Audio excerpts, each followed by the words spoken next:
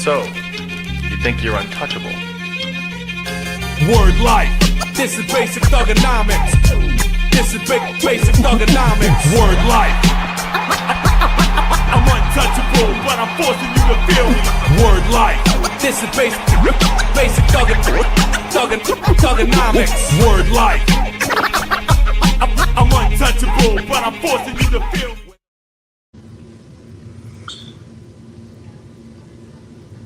What's up, guys, and welcome to the 171st edition of the Bayou Blitz podcast. I'm one of your hosts, Brendan Boylan.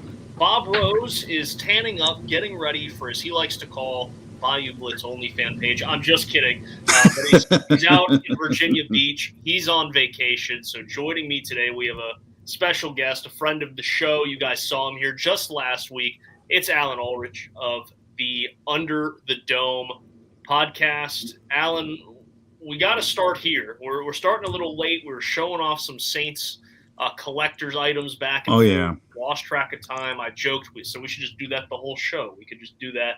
It would be just as entertaining. But we do have a lot of Saints news to get to here in this little 45-minute hour stretch. So let's start today the same way we started a week ago. And that is giving our best fashion tips and advice and opinions to people, because you and I are clearly fashion experts. You're in a jersey. I'm in a Mickey Mouse shirt. So let's go ahead and get into it with the Saints bringing back the gold jerseys. You're wearing an older one, I believe a Deuce McAllister jersey from back in 2002. The only time the Saints wore them, they lost to the Minnesota Vikings. They never wore them again. And some of these jerseys actually are worth a little bit. If you have some of the original authentic stitched ones from back in 2002, you can start pulling them back out of your closet again, but not before seeing what they're worth, because they're worth a little bit more than you probably think. Alan, are you happy to see the gold jerseys come back? I know Cameron Jordan is. Well, you know, my problem always has been with Nike. They don't know how to make gold. They make a khaki or a cream color. It's not this gold. This is a Reebok jersey, so you know. But they don't make it a true gold, and it doesn't really match the helmet. So I think my biggest complaint about it is it looks like a khaki jersey. It doesn't look like gold. But that it, you know, it's like the pants. The pants are the same way. I actually miss the old Champion and Puma stuff they wore prior to signing like a league-wide jersey contract. You know, teams used to in the 90s, they had independent deals with their own companies. I think the 49ers used Wilson, the Saints used Champion. Starter was out there for a lot of teams. You know, so depending on who made it, is how good the thing looked, you know, and then they went to one contract first with Reebok and now with Nike. So yeah, that's my only complaint about the gold jerseys is it's not a true gold. Now they're going to wear it with the black pants and they're going to also wear the black helmets that that Sean Payton came up with. So it's that racing stripe more so than the, you know, kind of reverse color Saints helmet, traditional Saints helmet. So that's actually a good thing. I'd rather those black helmets with the gold jerseys and the black pants than with the color rush stuff. Oh yeah, it looks a lot better that way. And I think honestly that's what a lot of us felt when the black helmets were released in 2022. We're saying, well, that would look really good either on all black or with a gold jersey and this and that. But I want to touch on your point real quick about gold and it being weird. So you see the gold that is in your jersey. People can bring their eyes to my side of the screen. This is a Delvin Pro, and this is a Nike jersey from the 15-16 season. Yeah. That's a different gold than what you're wearing. And then I just showed this to you on screen before we went live, this being a Jimmy Graham signed rookie card. That gold from the piece of jersey from 2010, 2011 is a different gold. Everybody's got a different gold. I don't dislike the jerseys. I'm very happy they came back. Jerry throws in the comments he had a gold Joe Johnson from 2002. You got the Deuce McAllister, yeah. I have an Aaron Brooks in the closet somewhere that I need to dig out. I'm happy they're back. I'm happy they found a creative way to continue with the black helmet, because I didn't think the black helmet was bad. I thought the black helmet was bad. They clashed a lot. So it's nice to see them do that and then come out with this white helmet a week or so ago to go with those color rush jerseys. I'm happy with it. I'm sure it'll sell very well, not just online, but in the team stores and within the stadium as well. And especially if they start winning in it. Well, I'm sure it'll sell well, and I'm sure it'll become more popular. But this is something Saints fans and people in New Orleans have been asking for a long time, I think. Well, the weird thing is, you look at the color rush jerseys, they've got the gold right there. Yes, they do. You look at the pants on the stripe, you've got the right gold there too. I just don't understand why they can't make a jersey that color. You're not competing with anything else. You're putting black numbers on it. So you can go as dark as you need to. I don't want the baby food gold that you get from the knockoff Chinese jerseys you can buy online, but I want a gold that at least, I don't know, looks like an old dark gold. And that's my big bugaboo, and will be forever with Nike, is they can't get that color right. Yeah, this thing goes back to 2002. I think I got this. I think I got it 2002, 2003, somewhere around there when these first showed up. I bought one. They're nice. So for a long time, the gold jerseys were still in Madden, the video. Mm-hmm. You could still have the Saints wear the gold jerseys.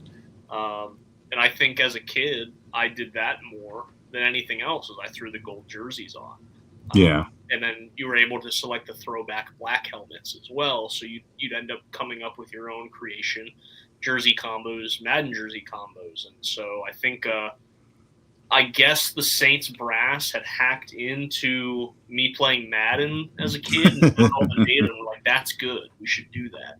But no, I'm happy for them. Hopefully, majority of Who Dat Nation's also excited for them. Regardless, though, you can look good. Doesn't necessarily mean you play good. It doesn't result in winning. Right. But you might have the best looking jersey combos of any team ever to win like 5 games next year. We'll see. And with that, let's transition to, I believe it was ESPN ranked the Saints roster as the worst roster in the league going into training camp. Alan, I ask you this going into training camp. Camp has begun. There are a lot of holes, right? I guess we can talk about it because it's on the screen, and I don't think we can continue our conversation in training camp without addressing some of the retirements here. One of them much bigger than the other 2 that I can think of, but the tight end Holker that a lot of people really liked, retired. He had a lower leg foot injury and ultimately decided to hang him up. Another tight end, though he hasn't played in a couple years, Jimmy Graham, officially retiring as a Saint. That was kind of a no-duh. Yeah. We all expected that to happen, but now it's officially official. And the biggest one, and the one that I think we'll spend the most time talking about back and forth, is Tyrann Mathieu. And just a few weeks ago, Bob posed what I thought was a wonderful question to me and to the chat, asking, which New Orleans Saints veteran did I feel and did they feel had the most pressure on them going into the season? My answer was Tyrann Mathieu. And the reason I said that was moving pieces in the secondary, right? New faces with Reed. Kool-Aid McKinstry is expected to make this big leap. Do we really know what Alontae Taylor is? I felt like a lot was going to be on his shoulders from a vocal leader standpoint, and also to still prove he had some gas in the tank. And then all of a sudden, kind of surprisingly, a little out of nowhere, Tyrann Mathieu announces his retirement. So, Al, what was your initial reaction to hearing that the Honey Badger, a Louisiana sports legend, is hanging him up? Well, it was surprising, obviously. Now, clearly, the Saints have been aware that he's been thinking about this for a while. And I posted on X, I think yesterday afternoon after he announced it, I said, listen, those 6 weeks from the end of the mandatory minicamp until the start of training camp, that gives players a lot of time to think about, 17 games is a long season. You're now going to be doing football from late July until middle of January at least. If you don't make the postseason, at least you're into the second weekend of January.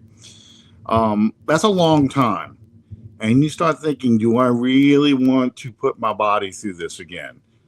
And the older you get, the more those aches and pains hang around. I think it might have been the bus, Jerome Bettis, who said, when you're a rookie, your first couple of years in the league, you get beat up pretty good. You hurt Sunday, you hurt a little bit Monday morning. By Tuesday, you feel like I'm feeling better. I'm not as bruised up. I'm not as beat up. So Wednesday, Thursday come around, you start feeling fine. So by Sunday, you're good to go.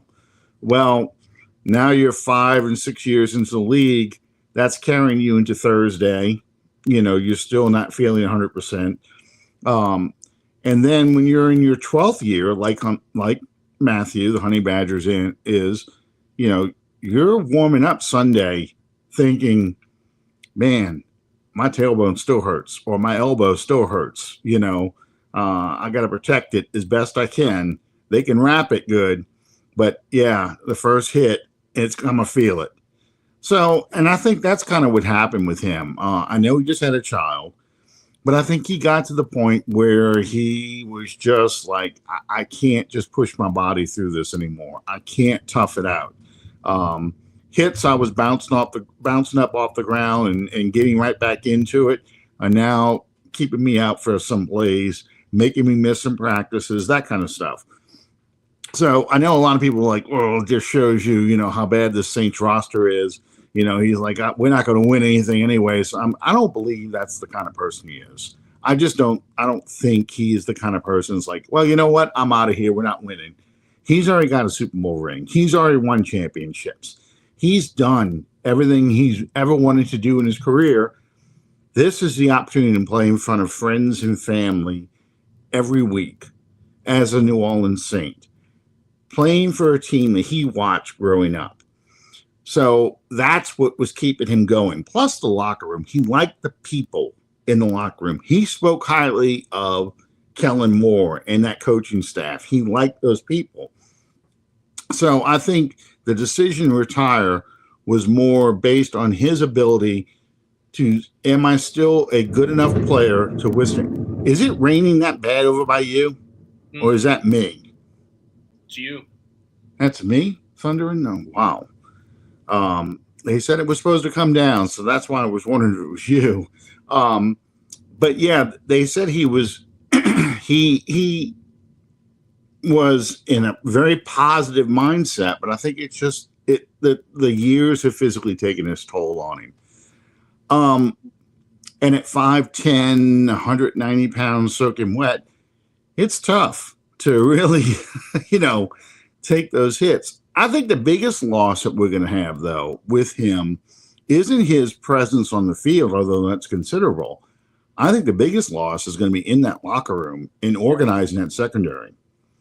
Absolutely. That's what concerns me the most, because who are your leaders on this team? Cam Jordan, Demario Davis, and Alvin Kamara. Alvin's 29, but the other two are over 30. Cam is, I think, 35, and DeMario is like right behind him. And I don't know who the new leaders are going to be in this locker room. And with a secondary with a lot of question marks, now Jordan Reed is an outstanding player, and I think he could probably step in as a leader. But with the question marks you have, who's going to play the opposite side of Kool-Aid McKinstry? Is it going to be Alontae Taylor? Is it going to be Isaac Yiadom? Are they going to sign somebody? I think that's really not having Matthew back there to organize and keep these people together. I think that's going to be where the issue is. Yeah, and I think that's why I said that he had the most pressure on him of any of the veterans on this team. That was solely going to be his responsibility. And remember, you're also moving from a coaching staff that was very defensive-minded, coaching staff that's very offensive-minded. So being able to lean on a guy and lead on some veteran leadership on all three levels defensively, from the line to the linebackers to the secondary, in Jordan, Demario Davis, and then Tyrann Mathieu, I thought was going to be important. You say more so retirement because the body, I think that's part of it. We can speculate. At the end of the day, only Tyrann Mathieu knows why Tyrann Mathieu retired. But you brought up a good point in that he just became a father not that long ago. And I do think that has a big part of it as well. Guys, we have another very special guest joining the show. He just popped into the queue, so please give a raging applause for podcaster, journalist, and OnlyFans model Bob Rose. We give him a round of applause here. So, Bob, I didn't expect to see you today, but you're here. You can't even take a week off, man. Come on. You're supposed to be on vacation. You're supposed to be soaking up the sun, enjoying yourself. But that just means Bob loves us so much. He couldn't go a whole week without seeing us. Well, yeah, I really do. It's an addiction. And you said OnlyFans model, and that's OnlyFans, Bayou Blitz OnlyFans model. I figured that was my cue to jump on since it was dark behind me. Hope everybody is show doing off how sunburned you are. I'll step inside in a second. You'll see. Well, Bob, we were just talking Tyrann Mathieu and the retirement, and ironically enough, you and I spoke about this a few weeks ago. I called Tyrann Mathieu the veteran with the most pressure on his shoulders this season because of how much of the organization the defensive backfield was going to be on his shoulders, bringing in some new faces and Reed, potentially a big jump and a big step in the career of Kool-Aid McKinstry, trying to figure out who is or what is Alontae Taylor. We did that with Taysom Hill for so many years. I think we're kind of there with Alontae Taylor too. Is he a nickel? Is he an outside corner? Is he a roamer? Like what is he at this point? And I thought Tyrann Mathieu at least gave you some stability and leadership on the back end. He now retires somewhat, probably because of his age, somewhat because when you become a father, I hear at least that, priorities change. And so with that, the Saints do bring somebody in. Blackman from the Colts comes in on a one-year deal. But this really shakes up the secondary, doesn't it, Bob?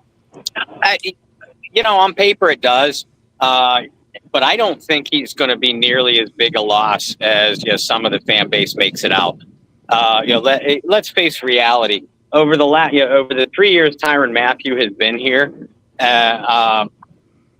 he's still among the best. Absolutely masterful at reading the quarterback, baiting the quarterback, and off-ball coverage. Outside of that, I never really thought he brought that much to the defense. He's an okay blitzer. If he's the free man, but forget about it if a blocker is in the same zip code. Near the line of scrimmage, in slot coverage, and most certainly against the run. In my opinion, guys, he had become an absolute liability. And even all of our mutual friend, Tyrone Hughes, has openly accused Mathieu of making a lot of business-like decisions. Yeah. And you don't have to read between the lines very deep to know what he meant by that. The leadership. The leadership is there, but think about how this locker room has been the last 3 years. I'm not going to call it poisonous or cancerous, but I will. I can personally attest that being in that locker room, a couple of times over those 3 years, it didn't feel like the same place it was. Is that all on Tyrann Mathieu? No, of course not. But he was there. He's among the team leaders that were not able to bring this team together. When you had a pretty much clueless coaching staff, and we were all talking about, the leaders have to step forward and galvanize this team and bring it together. Well, it didn't happen. And Tyrann Mathieu was one of those leaders. A Louisiana legend, 100%, absolutely. But I think that this defense can more than get along without him. And honestly, I think that this opens the door for Alontae Taylor in more of a safety role. I know the safety that they signed last night. He's going to be a nice addition. I know the team is extremely high on Jonas Sanker, their third-round draft choice. So they'll be able to do things to make up for the loss of Tyrann Mathieu. So therefore, I wish him all the best in the world. And for all you Honey Badger fans, I mean no disrespect, and that includes you, Tyrann. If you're listening, thank you for everything you did. But it was time to move on, and I wish you all the luck in the world. The Saints defense, I think, is going to be okay without him. I definitely think they'll be better on the field.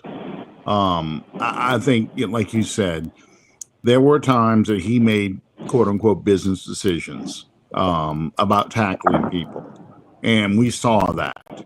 You're 5'10". I get it. I understand why you're not anxious to go hit somebody who probably outweighs you by a good 30 pounds and has probably got a couple inches on you. So I get that. And he is best at reading defenses, baiting the quarterback, jumping routes, that kind of stuff. Look at this guy. Look at this guy. He's tan, rested, and ready. Bob Rose, 2025.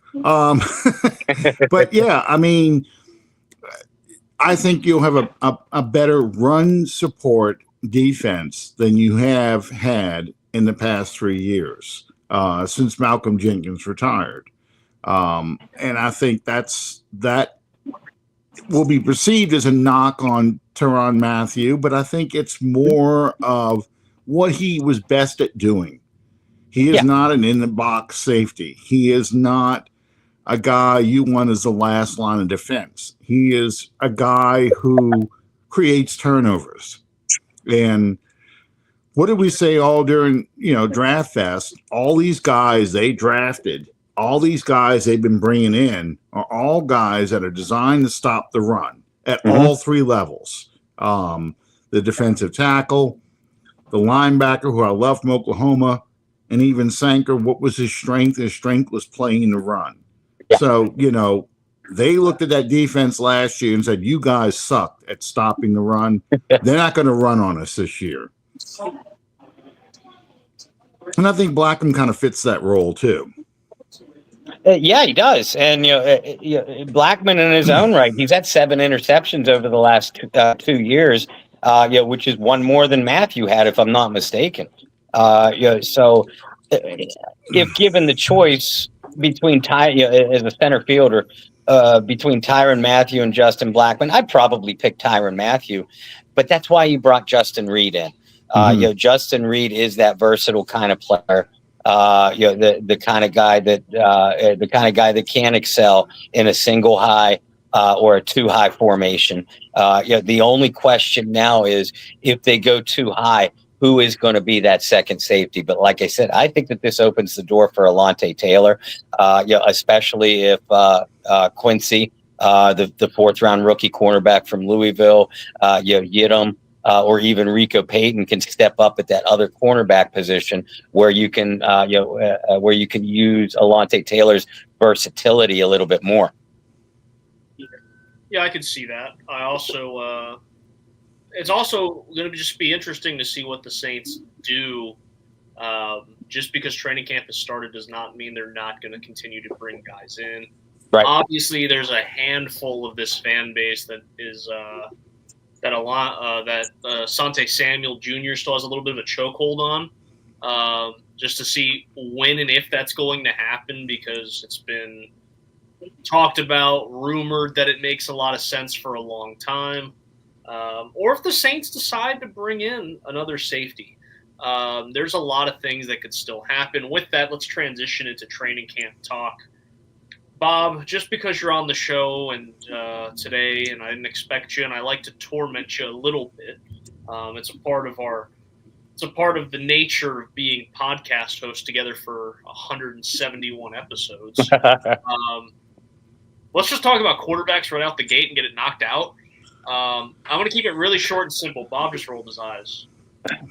And Bob, I was just trying to take care of it without you saying anything. You said everything we needed with that eye roll. Well, I'm having a bad connection here. I might lose you. So we'll keep it very short and simple. I already saw a lot of people, Spencer Rattler got first team reps over Tyler Shuck. So that already spins people into a frenzy, and people are already saying this, that, and the other. Just to confirm with everybody, Tyler Shuck's getting first team reps tomorrow. They're going to alternate. It is a quarterback competition. Now, if you ask all of us today, the 23rd of July, 2025, I think I would be safe to say that all of us expect Tyler Shuck to win the job. It is his job to lose, especially after getting fully guaranteed money, which I'm sure you guys talked about last week while I was out. But do not get rattled.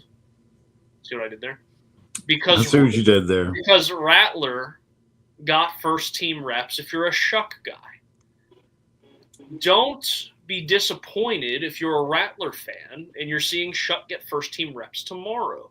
It's a quarterback competition at the end of the day. Now, Bob has said this, and I'll repeat it for Bob's sake.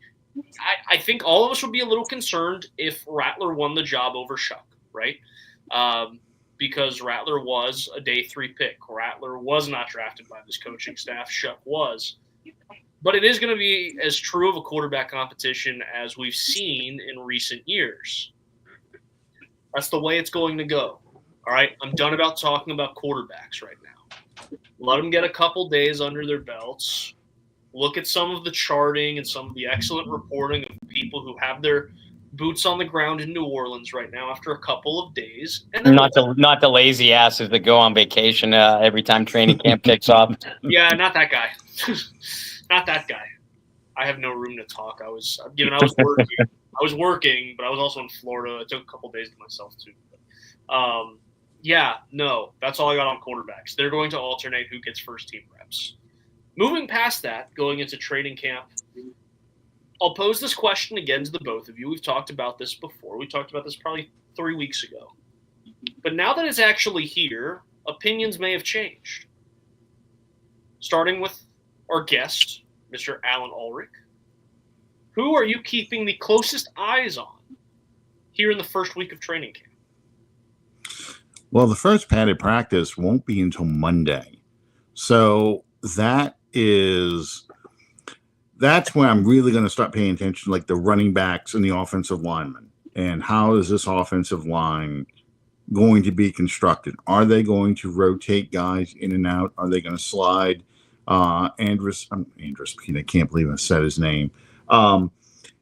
Penning to guard. Are they going to put him back at tackle? Are they going to flip Falaga and put Banks inside? Those kind of things. I'm going to watch for that.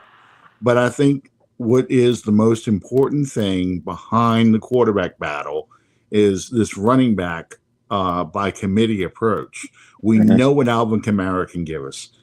The question is, who's going to be backing up Alvin Kamara? Who is going to be that inside runner for this team? Is it going to be Kendre Miller? and I know Bob's already rolling his eyes at that one, but Kendre Miller, this is a make or break camp. This is the camp he could get cut in. So he's got to show not only that he can play, but he can stay healthy all training camp. Devin Neal, where does he fit in this? He's a rookie, but he's a sixth-round draft pick. And throughout the entire history of this franchise, the only sixth-round pick that ever stuck around for any length of time was our good friend Fred McAfee back in 1991 out of Mississippi College, not Mississippi State, not Ole Miss, Mississippi College. So I'm really curious to see what happens with that. And the offensive line goes right behind that because any running back that's back there can only be as good as their offensive line in front of them. Yep. So those are the two battles I'm watching the most this training camp, behind the quarterback, obviously. Listen, if we're going to focus on the offensive side, I 100% agree with you about the offensive line. But I contend that, we really won't learn much even in the padded practices with that unit, because you can't really be physical in training camp anymore. And Alan and I, you and I talk about that often. But running back is certainly the position to watch. Kendre Miller, I don't have my eye roll whenever his name comes up because I doubt his talent.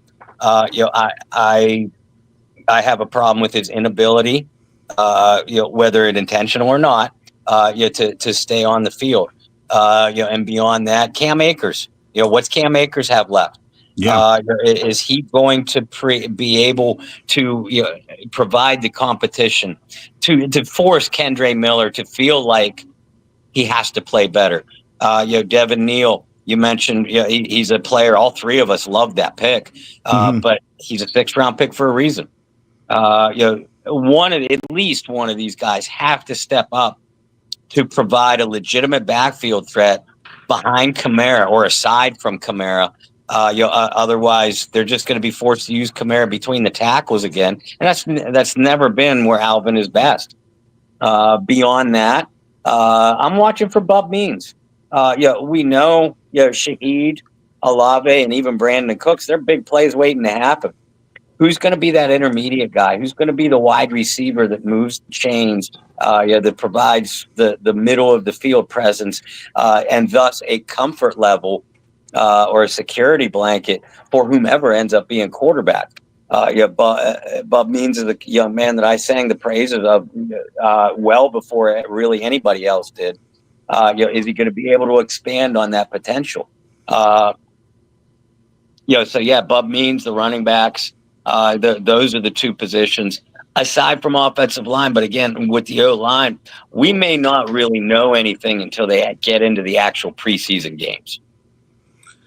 Yeah, I think that's fair. I think my answer remains the same from the last time we talked about this. And to both of your guys' points, it's very difficult to really evaluate the offensive line until, like Bob said, training camp. Trevor Penning's still one of the biggest ones for me, just because it's going to be, the third position he's played in 3 or 4 years.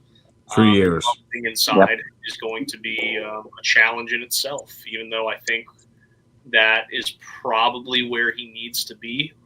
Ultimately, it's still going to be a challenge to learn a new spot and go from being on the right side of the line to the left side of the line. We talked about that a lot over the last few months, Bob. I think for me, it's that. And it's really any receiver over 6 foot.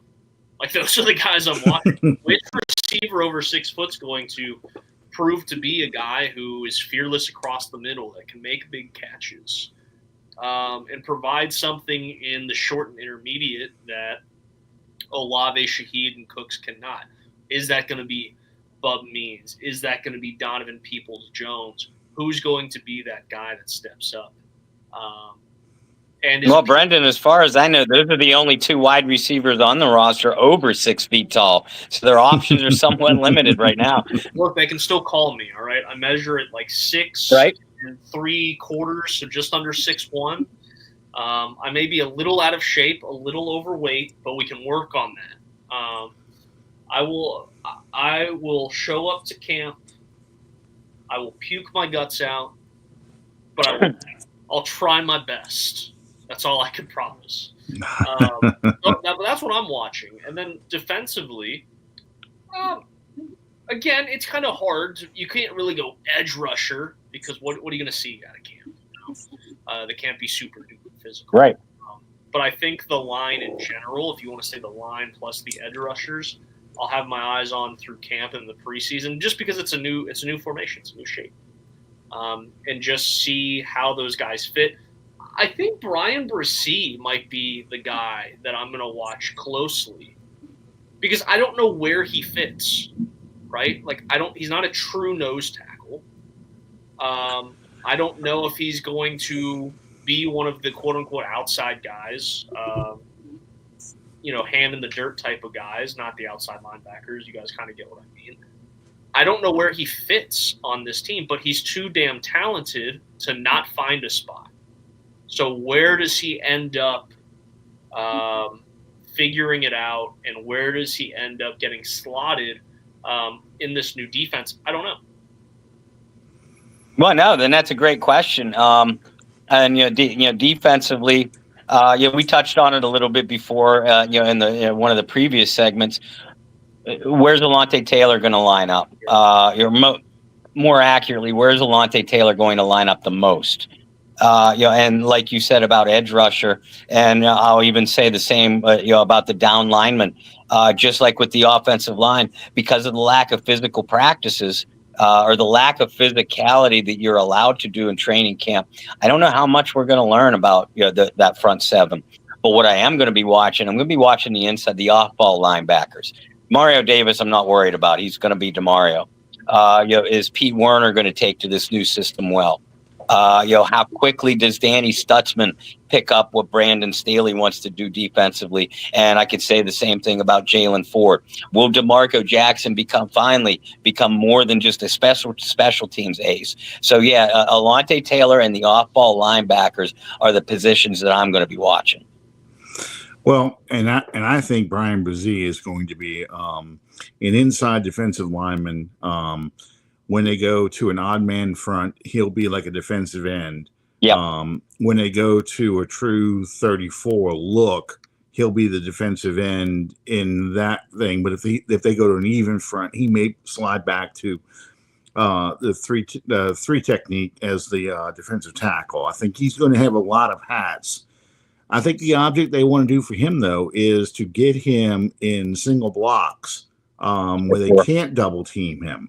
Where he is playing between the B gap and maybe the C gap. I know a traditional 3-4, you're a two gapper. Your job is to tie up the offensive lineman so the linebackers can flow and go get into the backfield. I think in Staley's scheme, there's a little, they're still doing two gapping, but there's a little more one gapping because you're kind of sliding over into that gap. Yeah. If that makes sense to people. You're playing the B gap because you're lining up inside between the guard and the tackle. So you're sitting right in that B gap right there. So you're two gapping, but you're sitting in the gap. So they're both either going to have to try and get you, or that defensive tackle, the nose guard in this case, is coming in the A gap or tying up the center. So it's going to end up pulling that guard to double team. One of the guards is going to double team. And because I've heard Cam Jordan talk about how he's looking forward to Brzee having one-on-one blocking and how good he'll be with just dealing with one-on-one blocking. So that's what's going to be interesting to see. I think that's where he fits in. I think he's going to fit in a lot better than a lot of these guys that are coming over from Dennis Allen's scheme. I think so too. His 4-3 scheme. So it's the edge rushers I'm concerned about. Stand-up guys, you got to be explosive off the ball. I think Chase Young is explosive. I don't know about Granderson as a stand-up edge rusher. I don't know if that's going to work. And then we're not even talking about the kid from Notre Dame, because I don't even know if he makes it out of camp, honestly.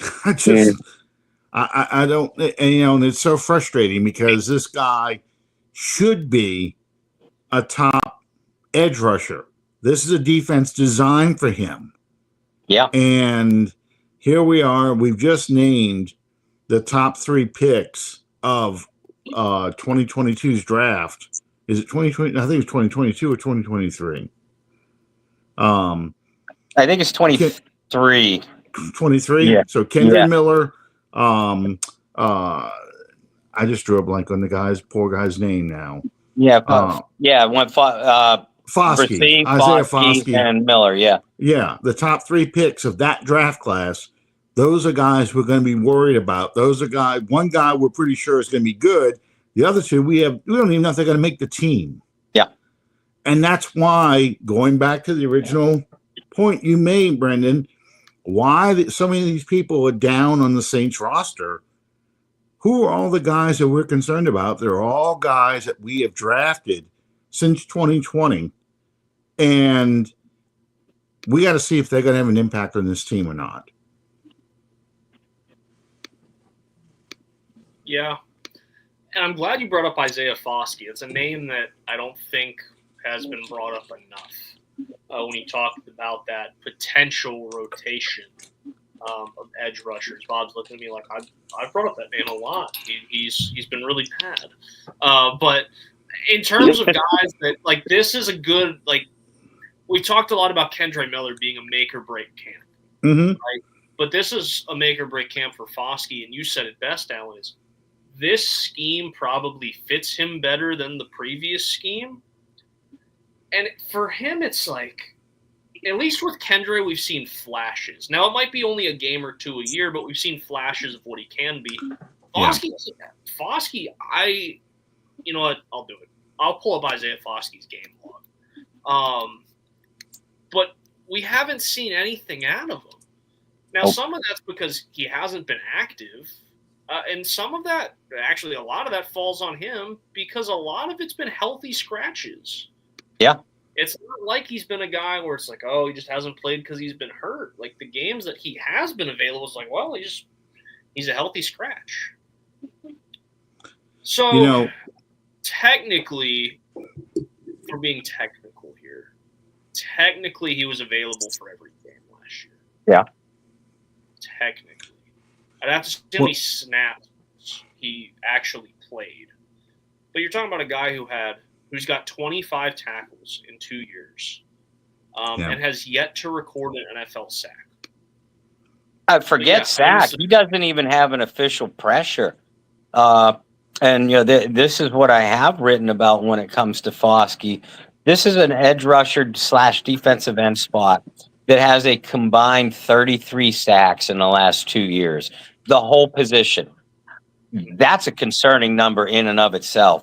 And for Foskey to not make an impact at all at a position that hasn't made an impact at all, that's a red flag concern. And I agree with Alan. Not only is this considered make or break for him, there's forget roster bubble. If I were to list, quote unquote surprise cuts, it wouldn't be a surprise to me. Obviously, not Alan either. But I would list Foskey as the surprise cuts are the guys that you talk about. Former first round, former second round, or formerly high paid contract. Foskey falls into the former. Former first or second round pick. That's already on the cusp of being out of the league. And not even his third year in the NFL. And the thing that hangs over this whole franchise is the Zach Bond issue. Yes. Zach Bond is a guy that didn't fit the scheme, didn't produce, and for whatever reason, just did not work with the Saints. And they tried putting him in positions, and he just wasn't the kind of player that he ended up being in Philadelphia. Granted, he's got more talent around him, but he still was a great player making plays with that talent around him. Mhm. So there is a part of me that's going, well, is this going to be another Zach Bond thing? Is this going to be something that now that Dennis Allen and his coaches are gone with a new coaching staff, they're going to see something that's going to turn the light on for him, and he is going to be the player that we thought we were getting from Notre Dame? But man, that's a huge leap. I mean, that if Foskey would have turned out, and Zach Baum was like a freak of nature, that only happens. I can't even calculate the odds on that. You know, that somebody goes from being what teams are like, this guy is a bust, we got to get rid of him, and then he goes to another team, becomes an all-pro. That's just not normal. I just want Foskey to show up and be a player. We're like, okay, now I see what we got with him. Now I see why we drafted him. There's something there. That's all he's got to do. That's not a very high bar for him to reach. And I think if you hate Dennis Allen, if you hated this coaching staff they had before, you want Foskey to do that, because that would be the final nail in the coffin of Dennis Allen. And if you hate Mickey Loomis, even, you're the final nail in his coffin, telling, see, this is why you were so stupid to hire this man to be head coach, because he's ruined talent. We sent Bond off to a team that doesn't need another talented player. And we might have done the same thing with Foskey if we would have kept him another year. He was holding this man down. I don't think that's going to happen, but I'm just throwing that out there.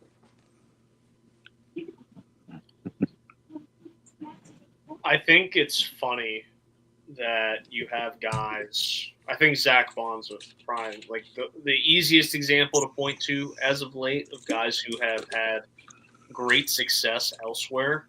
But I always find that to be a very funny argument in any sport from any fan base when they go, but look, this guy was so good after he left. And it's like, well, guys, Bob, you and I like to say this a lot. This isn't Madden. Like, you don't get to just, like, drop a guy off and he's just perfect in whatever system he plays in because it's Madden, right? Like, Bond was good in Philly for a couple reasons. One, system fit him. Two, had opportunities. Three, they let him do what he's good at. They didn't go, hey, you did this in college, let's do the complete opposite of that and make you something right here in pros, right? All of those things. It's very circumstantial, right? We talk about this, and we do this for our draft-a-thon every year. And we talk about, oh, that's a great pick for this team, right? And why do we have those conclusions? Because you go, you know what? That makes a lot of sense for this player going to this system with this coaching staff with this and this. A lot of things have to fall in line. Going back to my original point with Isaiah Foskey, I don't think the 4-3 fit him as well as the 3-4 does. No. We'll see how it goes in camp. I think that this is a much better opportunity for him. But God, does he have to show something here in camp and in the preseason? Because if he doesn't, you're right, Bob. He's going to be a guy who was, a second-round pick that will likely get cut. And then you look back at that draft and you go, well, if Foskey gets cut, let's say Kendre Miller rolls an ankle and he gets cut. And you look back at that draft class and you go, damn. Real swing and a miss. And you know who was the 4th-round pick out of that draft class, right? Jake Haener. Who is not even in the quarterback battle. You started off talking about the quarterbacks alternating every other, day. Is Jake Haener going to start on Friday? I don't know. It's more saying it's a 3-man race at quarterback, but we're only concerned really about 2 guys. You're concerned about Rattler and you're concerned about Shuck. So Jake Haener's a 4th-round pick out of that group. Who was the 1st-round pick that year? Wait, I'm sorry? Brazil? Okay. Oh, okay. Yeah. Brazil. Yeah, so you're talking about an entire draft class that is, we don't know if any of them. I should really just exempt Brian Brzee because I think he's proven you got to figure out a way to use him. Right. He's talented enough. That's gonna be the biggest thing. How does he fit? I mean, he's a hell of a football player, but how does he fit in this scheme and in the system? I don't know. Yeah, but pick second round pick all the way to really all the players that are left in that class. And if you only got one salvageable player out of that entire draft class, that's really a bad draft. Yeah. And that's another damning thing, because people want to blame Mickey Loomis, but Mickey Loomis really is the kind of guy that lets his coaches pick players or be the loudest voice in the room for players, because this is his team. He's going to get the kind of players he wants on his team. They're going to allow him to do the roster building. Loomis and the rest take the attitude of, we'll do what we can to make it possible for you to get the roster you want. So, Sean Payton had a big voice. I think Dennis Allen had a big voice in the draft room. And I think this past draft class was Kellen Moore's voice. He's the one that said, I want Tyler Shuck. Well, if we're not going to take him in the first round, I'm going to take him at 40. Yeah. So, and that goes, like I said, goes back to the initial point that you were making earlier, Brendan. Why so many people are down on this roster. They're down on this roster because they look at these draft classes the Saints have had and going, I don't see any Pro Bowlers here. I don't see many guys even on other teams' rosters. I just don't see a lot of good players that you've picked since 2020. It's true. It's true. Yeah, and listen, what you said, Alan, about not only Mickey Loomis, but the ownership too. Taking a back seat, letting the coaches form their own team. That's not necessarily a bad thing. Because I'm always one for the Bill Parcells philosophy. If I'm going to cook the dinner, you better damn well let me shop for the groceries. So if I'm a coach, I absolutely want that say so. But what it is an indictment of, if you have coaches that either A, can't evaluate talent, or B, can't develop the talent, then you wind up in the position that you are in, which is a thin team that is only an injury or two on either side of the ball away from disaster. And that's what we saw play out last year. That's what we saw play out the last 3 years. As far as every single year, it feels like we're talking on both of our shows, not only this one, but Under the Dome on Tuesday nights. We're talking about, the Saints have a major hole at this position. The Saints have a major hole at this position. And you're naming like 5 different positions. And how the hell do you fill all that when you're limited on cap space, on spending money in free agency, and you only have so many draft picks to do it? And then you compound that problem by having poor drafts. That's the perfect storm that ends up sinking you to the bottom of the ocean. Absolutely. And, I had mentioned this back on Under the Dome. What was it? When we played the Packers last year. The Packers have had they had 11 draft picks in 2024. They have averaged anywhere from 10 to 12 draft picks every year. Mm-hmm. The Saints haven't picked 11 players since 1992, and that's when the draft was 12 rounds. So it's a philosophy. You're not drafting enough players. You're not trading down or acquiring more draft picks because you're constantly trading up to go get guys, burning future assets. So you've shrunken the margin of error you have from missing on picks, because now you're making the fewest picks. If you have only 5 picks and 2 of them hit and the other 3 are busts, that's terrible. You want to be the opposite. You want at least 3 picks to hit, and 2 of them better be all pros for that draft to be successful. Yeah. I got some homework for you, Bob. I want you to think about this for next week.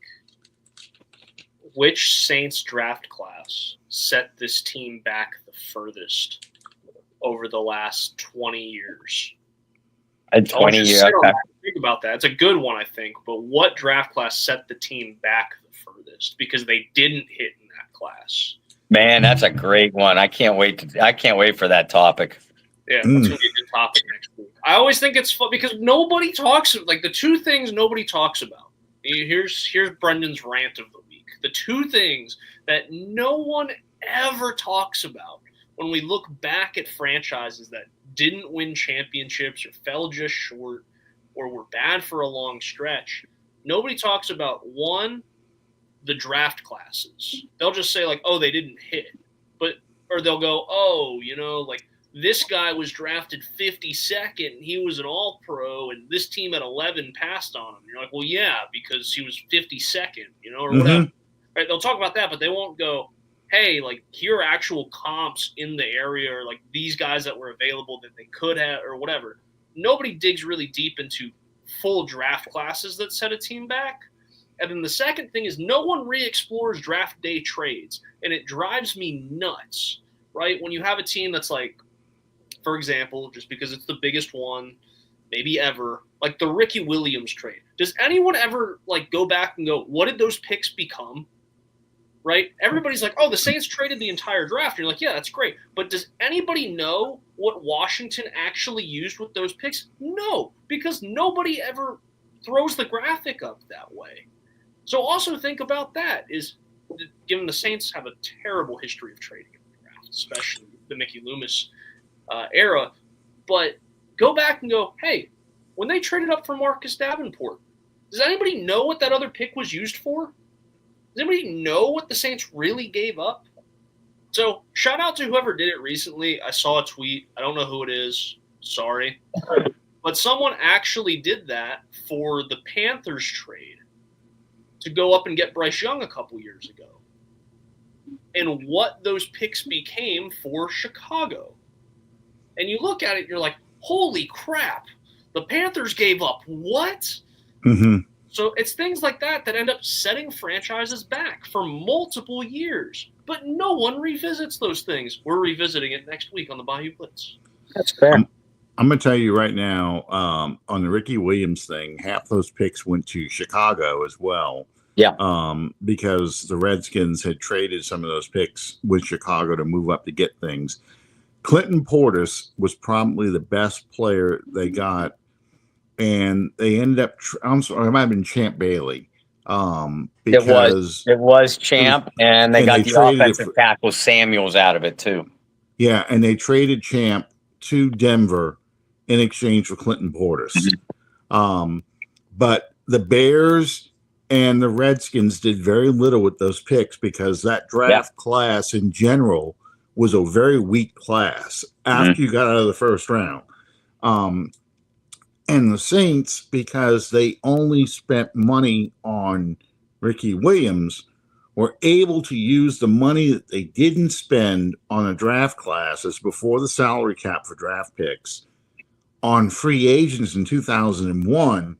And they were able to have, I think it was 10 or 11 players they brought in, including Norman Hand. But, Joe Horn, Norman Hand. I got a book behind me down here. We were doing this before the show. Brendan and I showing each other, kind of like the Jaws scene, showing scars. We're showing all these collectible stuff that we have over the years. And the Saints were able to go to the playoffs in 2000, won the division, all that, in large part because they had the money to spend on free agents to kind of stock that roster a little bit better. And Ricky Williams had a good year that year, too. Mm-hmm.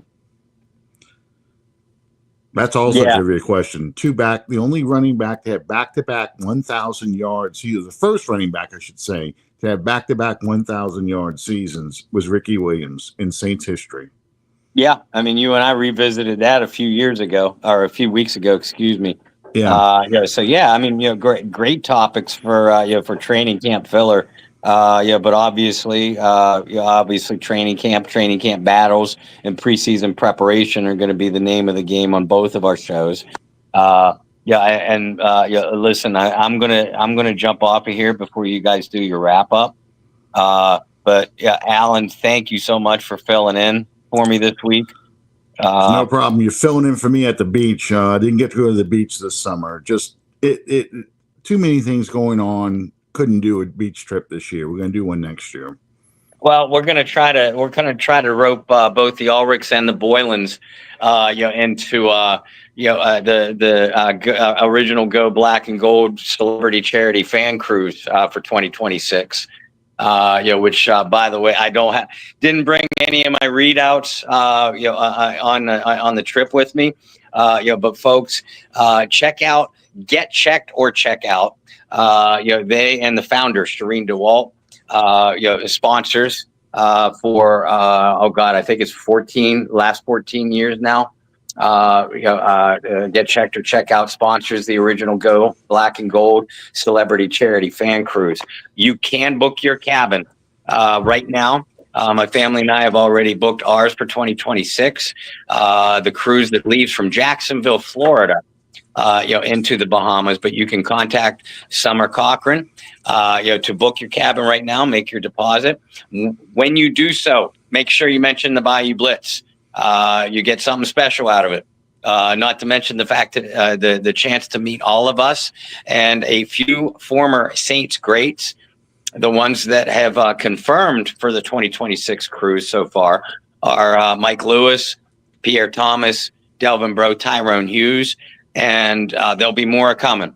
So stay tuned. Check out the Get Checked or Check Out page. The website is at the bottom of the screen, right below my beautiful tan beach face. Make donations too. They are there, to provide the resources, health and human resources, for not only patients, that receive, diagnosis, but the families that don't know where to turn, but they need our help to do it. So please donate all the proceeds that come from booking your cabins on the cruise and also the cruise events. Also go to the Get Checked or Check Out. Again, I apologize for not having any of my readings, but check out that website. Check out the Bayou Blitz page, and all of our personal pages too, because we share the Get Checked or Check Out information. Or if you have any questions, email or text us as well, and we'll steer you in the right direction. But guys, thank you again so much for putting up with with my lack of presence this week, and for welcoming me into my own show. I feel like a special guest. There you go. I could have blocked you. I could have just let you sit there. Good to see you. Enjoy the beach. Enjoy your family. Take some time away from this thing, okay? I'm showing a phone for the listeners and not the viewers, but take some time away from it. Leave it at leave it wherever while you're out at the beach. Well, listen, for what it's worth, and I'm still posting 2 articles a day. But they're that number series and the players of the day. To my in my defense, I'm not writing any of those while I'm on the trip. I pre-wrote all of those before I left. Good. But then I leave, and you guys can't control the world from going all to hell. Jimmy Graham retires, Tyrann Mathieu retires, Dallin Halker retires. They signed 2 veterans, 2 veteran starters, and if I'm going to be able to go on vacation with peace of mind, you guys got to control the Saints world a little bit better while I'm gone. Hey, when man, you opened up with that statement, I thought we were going a completely different direction. Things related with some news that came out the last couple days, but we'll try our best with the Saints stuff. The other stuff I have literal no control over. Hey man, Malcolm Jamal Warner passed away. Right? Ozzy Osbourne passes away. I mean, there's a lot of stuff going on. Stephen Colbert gets canceled. All hell is breaking loose. That's right. Dogs and cats living together. Sound like Bill Murray from Stripes. But thank you again, guys. Listeners, viewers, be well. And like I said, check out that Get Checked or Check Out website. And as far as I know, right, guys, you'll have all 3 of us back at our regularly scheduled bat times and bat channels next week. Yep, we will all be here. Hey, I don't want to scare you, Bob, but next year is 5 years that Drew Brees has officially been retired. I know it. He is Hall of Fame eligible. Yeah. And we are already planning our trip to Canton for the Hall of Fame weekend. Oh, we'll be. My dad. So that's something.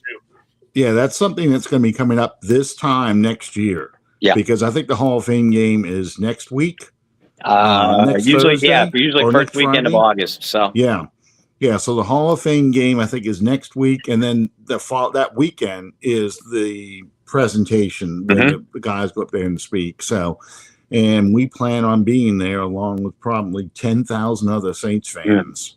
So we're trying to get all that stuff together now. And my wife's driving me crazy. She's like, when do they make the announcement? When do they do this? When do they do that? Because she's so worried that he's not going to get on the first ballot. You know what I mean? But it is the Saints. It is New Orleans. If there's a way to stick it to us again, your favorite person, Roger Goodell, could figure out a way to go, you know what? We really don't want Drew going in at this time. We kind of would like to see him go in with Tom Brady. You're right. That would be a much better Hall of Fame. We could talk about the two best quarterbacks of the era. No.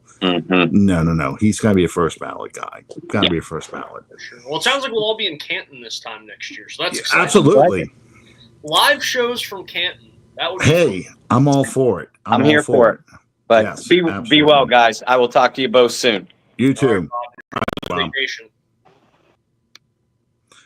Yeah, this is my little book I was going to pull out here. This is the 2000 season for the Saints when you're talking about all the moves and stuff. So you kind of get a little bit about the Ricky Williams trade, but not a whole lot in here. But it's interesting to see what happens to a lot of these picks. What happened? We all know who the Saints got. Saints missed out on by trading for Penning, but what happened to the picks that we sent to Washington in exchange to move up to get Chris Olave? Those things never get revisited, and it's not just the NFL; it's every sport. It never gets revisited what those picks become. Even for example, because it happens in the NBA all the time, you have guys trading picks from now, and they're like, we're trading a 2031 second round pick, and you're like, okay, but 2031 is what seems like forever away. Yeah. Nobody in 2031 is going to be like, wow, remember when Team A traded with Team B and this pick was just a throw in? Nobody ever does that. Right. So yes, I would like to do that next week. I would like to sit and go, hey, what drafts really set this team back? And maybe a draft where the Saints did send some stuff out that ended up being more valuable of an asset than anticipated because it ended up being a Pro Bowler or what have you. The closest you're going to get to that is probably just because of the way he played those picks into players, the Herschel Walker trade. Oh yeah.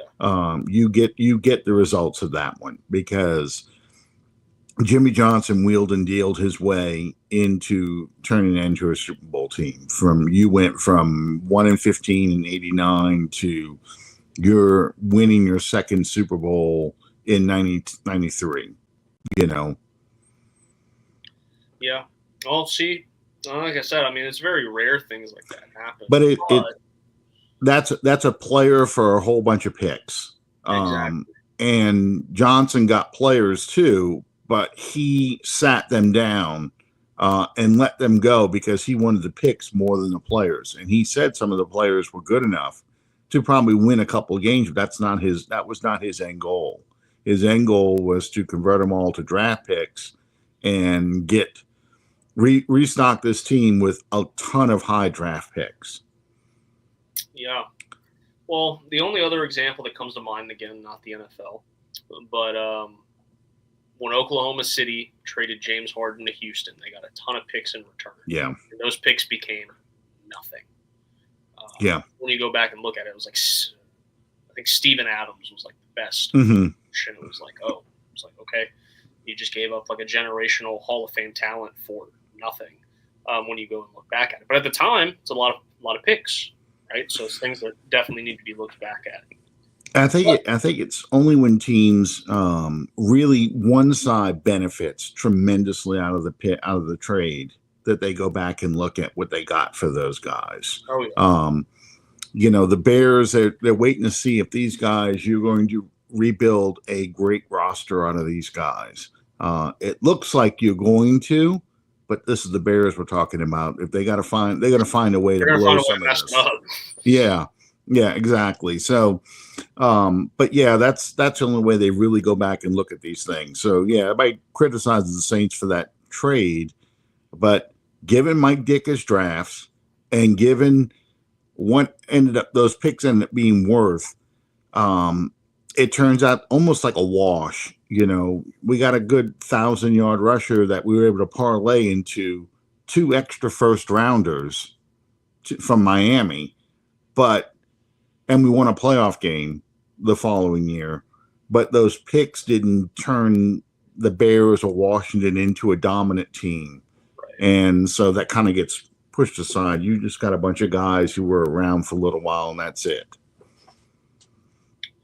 Well, fun things to discuss next Absolutely. week, especially as we keep an eye here on training camp. Alan, really appreciate you coming in. For the few people here that don't know that you have your own show and that you are kind of like the sister podcast to the Bayou Blitz, where can people follow you? Where can people tune in to Under the Dome? And we're getting close to the good, bad, and the ugly as well. So where can people read all about that after Saints games? Well, I post a good, bad, and ugly review every Sunday or Monday night after the game in all the Facebook, social media Saints platforms. New Orleans Saints, Crescent City Connection, a bunch of those locations, plus my own page on Facebook. I'm also on X / Twitter, whatever you want to call this, under 79 Saints. And the Under the Dome podcast is on Tuesday nights at about 8:15 Central, 9:15 out on the East Coast. We go for about an hour, a little bit longer, depending on if we get into a good topic or not. So that's every Tuesday night. And then Bob Rose is with me on that show. And then he's on this show here, which is either Wednesday or Thursday nights, depending on what's going on. Life happens. So that's the best place to find me. I'm on X. I'm on Facebook. And yeah, my good, bad, and uglies will start showing up with the first regular season game. I generally don't write them during the preseason game unless there's something dramatic going on. I may do one this year just because of all the changes. But if I do, it would be probably after the second or third preseason game. There you have it. That's where you can follow Alan Ulrich. For myself, you can follow me right there at BT Boylan. I want to give a quick shout out to a friend of the show and programming. That's Thomas Manning, who is the festival director for the Reel to Reel International Film Festival, where I'm on the selection committee. The festival started tonight, so hopefully the festival is going well. It's going to roll through the weekend, so I'll be there tomorrow night. So congratulations on the start of another wonderful festival to our friend Thomas. Excited to be out there and see some of these filmmakers tomorrow here in the Carolinas. But until next week, I hope you guys find some peace, spread love, practice positivity. Alan, we'll see you for Under the Dome. If I can get pointing right, there we go. Yeah. Alan, will see you for Under the Dome on Tuesday. Bob and I will see you guys on Wednesday for the Bayou Blitz. You guys have a great rest of the week, and we'll see you then. Who dat? Thank you, Brendan. Yeah. Good night, everybody.